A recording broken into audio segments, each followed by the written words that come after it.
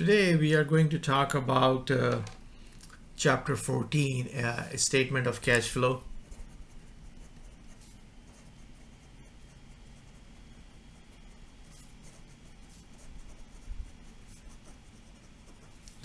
You are already familiar that the statement of cash flow has three separate parts. First is operating. The second is investing.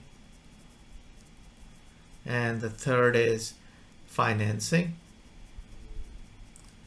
And you may also know there is a fourth option which called non-cash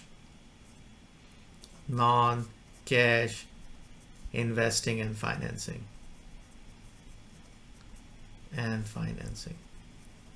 Non-cash because in which you have purchased an investment like a building or a car or any other asset, either using a bonds payable, long-term notes payable, which would be part of the financing, or by selling a common stock or a preferred stock. All right. So this is the basic which you are already aware of. So let's jump into this question. Is preparing the statement of cash flow using indirect method. And keep in mind, there are two methods of doing a statement of cash flow.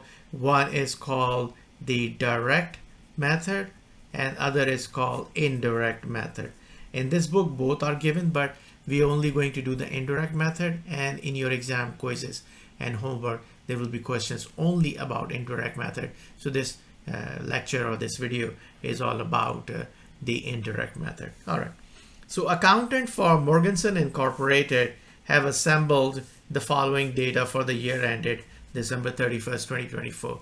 So they are giving you current asset, which has cash, accounts receivable, and merchandise inventory. And you have current liabilities, which is accounts payable and income tax payable. Besides that, they also give you certain other pieces of information.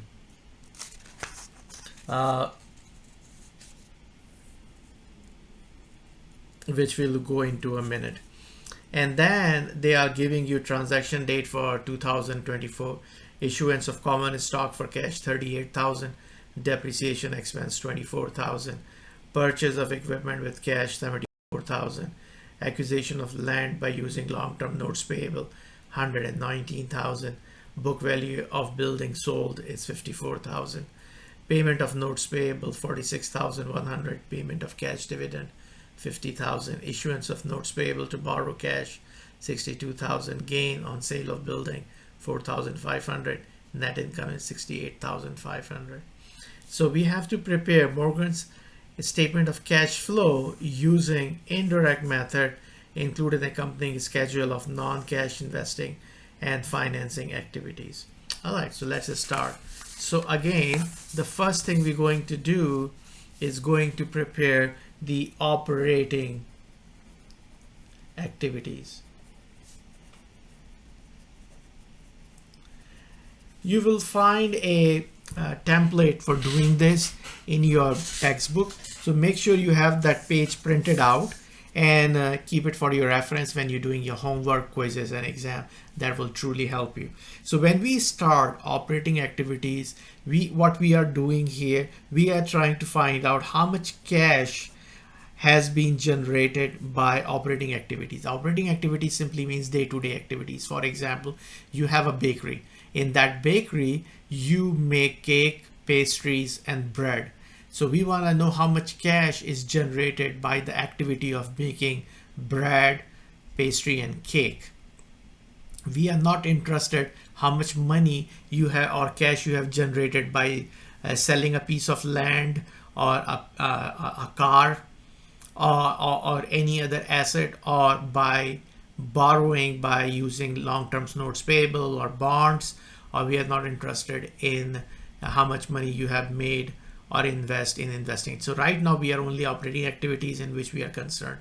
So operating activity so you have two financial statements. One is called income statement or profit or loss, and the second is called balance sheet. The income statement tells you the story about your operations. Basically, it starts with revenue, it subtracts the cost of goods sold and gives you the operating gross profit. And from gross profit, you subtract the operating expense, which are such as rent, salaries, utilities. That gives you operating income. From operating income, you received have such pieces such as gains and loss, and you add the gains and subtract the losses, and then you subtract the tax you paid, and the result amount is your net income. So this net income, since we prepared our balance sheet and income statement using accrual method, but we are trying to track the cash. So what we need to do is to convert that income statement from the accrual method into basically to find out how much cash we have. So we start with net income. If there is a net loss, of course, you're going to start with net loss. So net income is given to you in this question is 68,500. So we're going to add 68,500. Then we add back all the non-cash expense. What are non-cash expense? Such as depreciation, amortization, depletion. These are non-cash expense. So what non-cash expense we have? We have depreciation expense of $24,000. So we're going to add. So somebody might ask why we are adding, because depreciation expense, we didn't write a check for it, right? We just took it against the asset. So since we did not give this $24,000 to anybody, so we want to know how much. So that would help us in calculating the cash. Okay. The next thing we have to have, so issuance of common stock, this is your financing activity. Depreciation is your operating activity. Purchase of equipment is your investing activity. Acquisition of land by issuing long-term notes, it's an investing, but it's non-cash financing. So non-cash financing, investing activity. Book value of building sold is 54,000, but since building sold is an investing activity. Payment of notes payable, it's a financing activity. Payment of cash dividend, financing. Issuance of notes payable to borrow cash, also a financing activity. Gain on sale is an operating activity. All right. So what we do, so we add the gain and subtract the losses income statement. We will do the opposite here. We will subtract the gain and add the losses, but we do not have any losses here. So we're going to subtract the gain of $4,500. Okay. Now the next thing we need to know is what would be the answer of this question, right? So the answer of this question is the difference between this cash. So on the beginning of end of 23, you have a cash of 25,000. Now you have a cash of 99,400. So you start with 99,400 and you subtract 25,000. So you have a 74,400. So you have an increase of 74,400.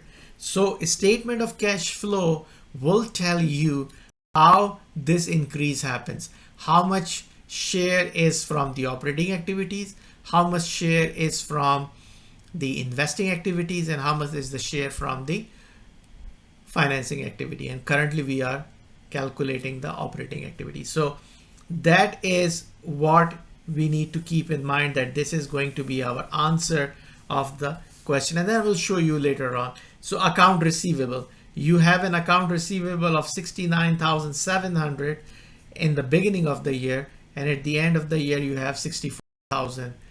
So 69,700 minus 64,100, that gives you 5,600. So your account receivable went down by 5,600. Let's see your inventory. Your inventory is 75,000 at the beginning, at the end is 83,000. So basically your inventory went up by $8,000. All right. Accounts payable, you started with 55,200 and now it's 57,600. So how much is the difference? 57,600 minus 55,200 is equal to $2,400. So you have a $2,400 increase. Your income tax payable was $16,800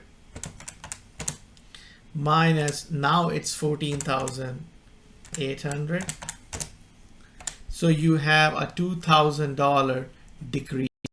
So this is increase, this is decrease, this is increase, and this is decrease. So what does it mean? So when it comes to current assets, the relationship is inverse. So relationship here is inverse. And here the relationship is direct. What does it mean, inverse and direct? For example, you are going down in account receivable $5,600. So we will say change in account receivable and change in inventory or merchandise inventory. So how much change we have? So we have a change in account is $5,600. And for the merchandise inventory, we have 8,000. So inverse means what? So since your inventory is decreased, so it's sorry, I wrote it incorrectly. This should be a decrease and this should be an increase. My apologies. So you have a decrease in account receivable. So decrease means down. So that means you will add this back. And change in inventory is going up, means you have purchased more. So you're going to subtract that. Okay. Another way of looking at it, your account receivable is going down by 5,600. It means what? Means you have collected cash from the customer. So you have more cash now. Okay. That's the idea.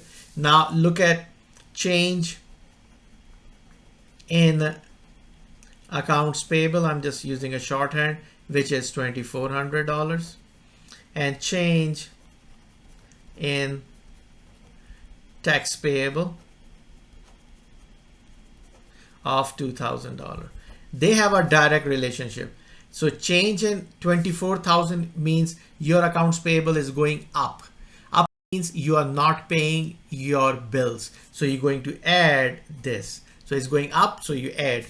Change in tax payable is going down by 2,000. You're going to subtract that. So now we do not have any more accounts to play with, so we're going to add. So cash, how much cash we have? So we starts with 68,000. We add 24,000.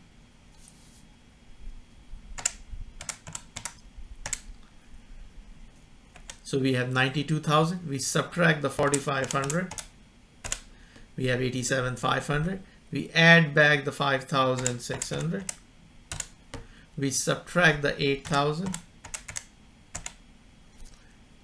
We add 2,400. And we subtract 2,000. So we got 85,500. I think we need to calculate again. So let's do it one more time. 68,500 plus 24,000. 92,500 minus 4,500. Add 5,600.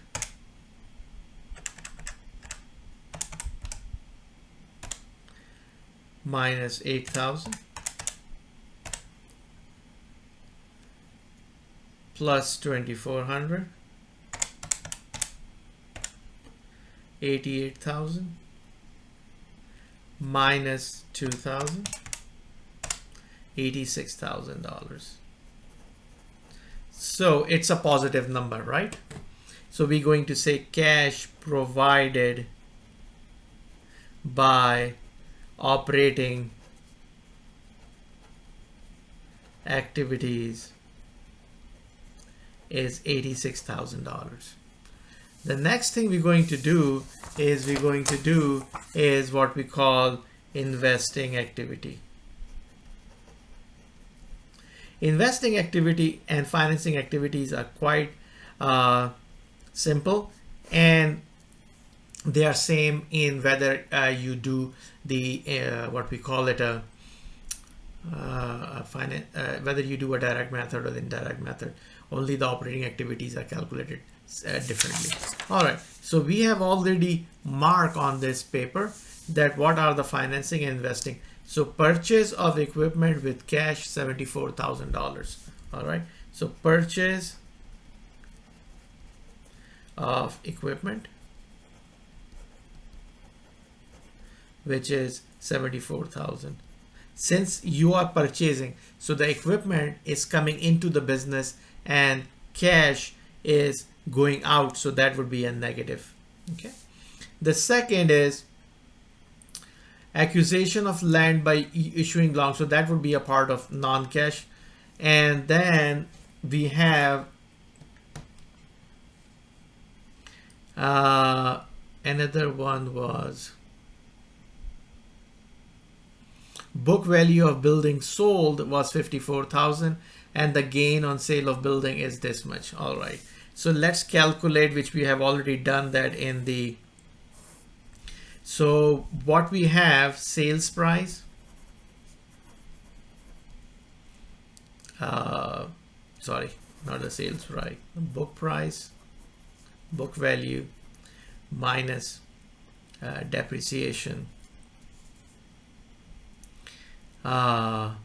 is equal to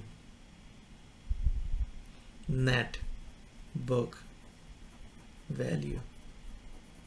All right, so our book value in this case is 54,000. All right, and our gain on the sale of building is 4,500. So if sales price is greater than net book value, we have a gain.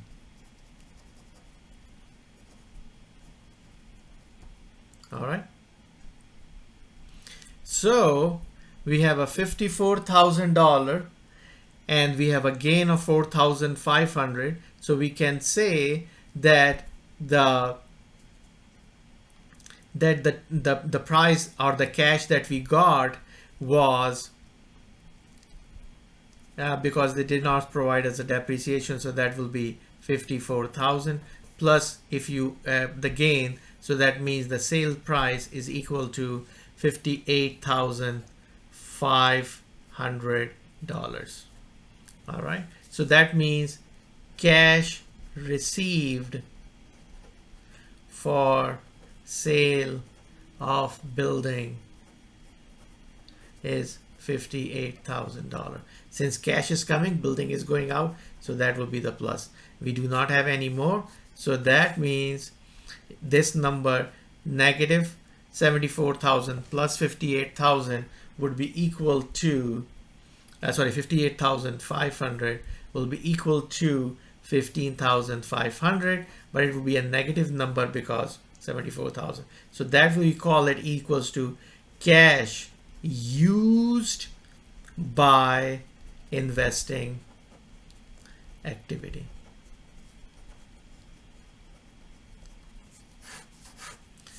So because cash is used, whenever there's negative it's used, when it's positive it's provided.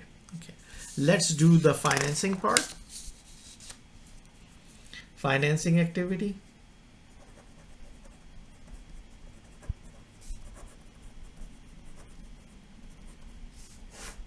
So what financing activities do we have here?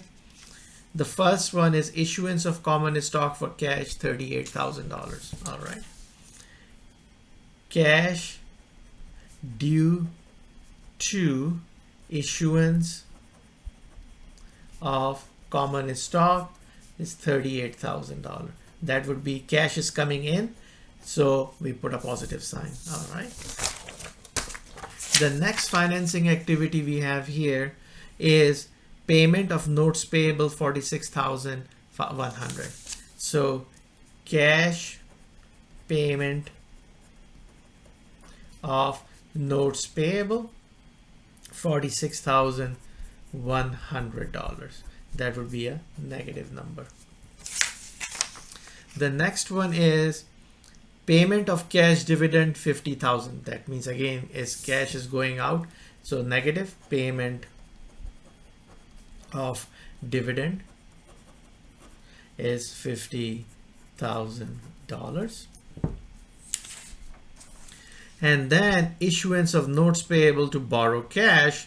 So issuance of notes payable means cash is coming in. He's selling the notes payable for $62,000. Okay.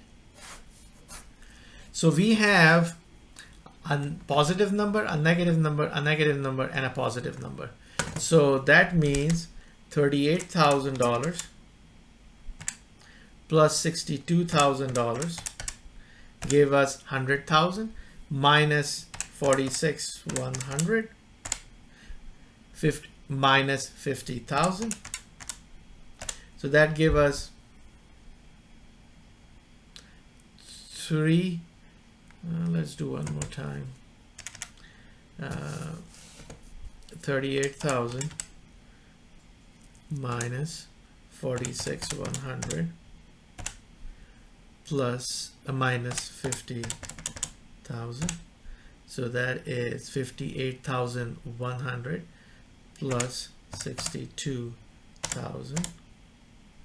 So 3,900. So that is 3,900, and that's the positive number. So we will call it cash provided by financing activity.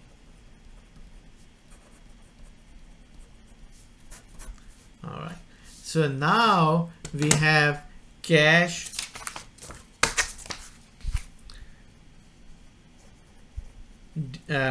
provided by operating activity. How much was it? $86,000. Cash used by investing activity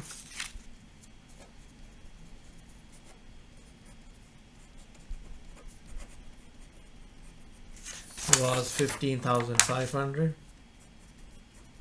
That's a negative number. And cash provided by financing activity of 3,900. So 3,900 plus 86,000 minus 15,500 equals to 74,400. So that is the change in cash. So as I told you before, that will be the change in cash we will see at the end of the year. So how much cash has changed is moved from 25,000 to 99,400. So this difference came from due to $86,000 of operating activity, negative 15,500 of investing activities, and 3,900 of the financing activity. That's how we calculate it. In the end, they also ask you to non-cash financing and activity. So how are we going to make a note of that? Let me show you. So according to this question, it says acquisition of land by issuing long-term notes payable. So we gonna say non-cash financing, investing and financing.